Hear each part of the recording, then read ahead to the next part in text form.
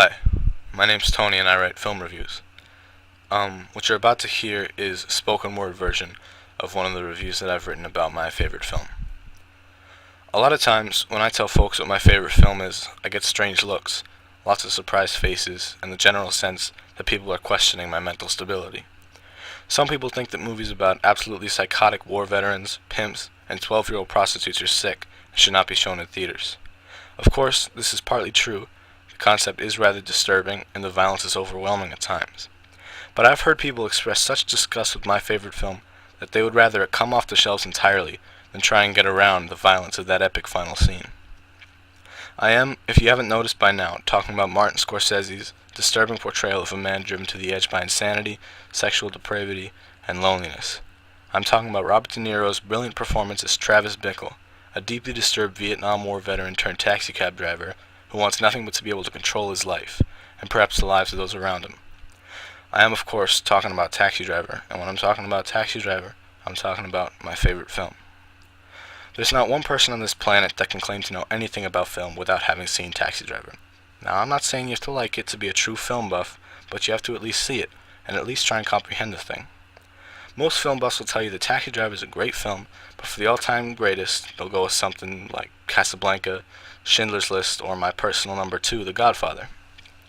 The thing about Taxi Driver, I think, is that there's a pretty common misconception that if you can watch that film without being scarred for life, you've got some pretty psychopathic blood running through your veins. This is simply not true, but because of this, I think that Taxi Driver has been condemned in many circles, and has often been tossed aside when someone's considering their top movies list. For instance, the American Film Institute ranks Taxi Driver at number 47 out of the top 100 movies in the past 100 years. Now, this to me is absurd. Now, I don't mean to say that any of the movies that succeed Taxi Driver on the list are any less than their current rank on the list, or should be any less than their current rank on the list. I just feel like the film delves so deeply into the human spirit that it's sometimes hard for those viewing to understand the mood of the film.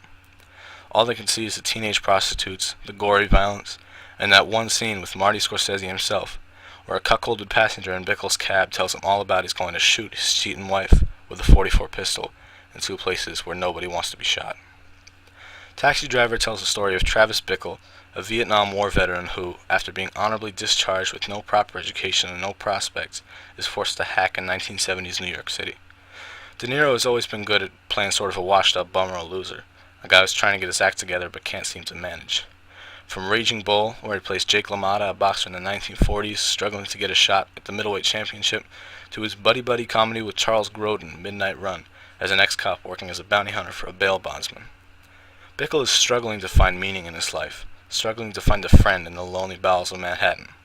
He has nothing to hold on to when, all of a sudden, he catches sight of Betsy, a campaign worker for Charles Palantine, who's running for President of the United States. He promptly walks up and asks her out on a date. The date goes well, but when the second date goes terribly, Travis attempts to take Betsy to see an adult film, and she's not impressed. She dumps him on the spot. This, of course, sets Bickle off on a rage when he storms the Palantine office and curses Betsy out. This marks the beginning of Bickle's slow downward spiral into depression and insanity. In one particular scene, it is obvious that Bickle has become almost a full-blown psychopath. One of the leading signs of psychopathy is amorality or complete lack of remorse or sorrow. In this one scene, Bickle makes his way into a bodega around the corner from his apartment, presumably to pick up some groceries or something. While he's in the back of the store, another man comes in and holds up the clerk at the front desk. Bickle slowly walks up behind the man and draws his gun. "Hey," he says, and when the man turns, Bickle shoots him point blank in the chest. As he's on his way out, he mentions to the clerk that he doesn't have a license for his gun. This, to me, was the first point where Bickle had clearly become psychopathic, as he showed no remorse for killing somebody, just worried that he might not be able to save his own neck because of a permit. This is also the realization that, even though you may be cheering for him, as the main character, Bickle is an anti-hero, a man who, even though the film revolves around him, the audience must realize is sick, a man who no one in the audience should want to be friends with in the real world.